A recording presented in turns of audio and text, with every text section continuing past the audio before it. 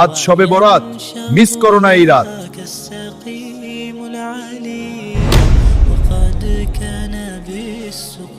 এই রাতে আল্লাহ তার বান্দাদের দিকে রহমতের দৃষ্টিতে তাকান এবং যারা তওবা করে তাদের ক্ষমা করেন।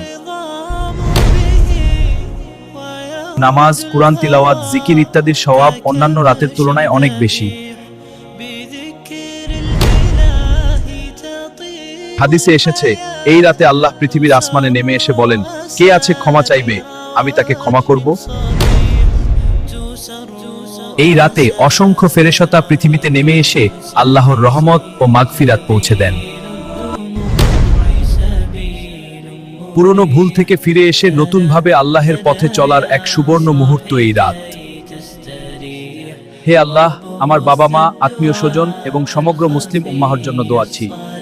শবে বরাতের রাতে আল্লাহ তাআলা দোয়া কবুল করেন। এ রাতে বেশি বেশি নফল ইবাদত করুন এবং কোরআন তিলাওয়াত করুন।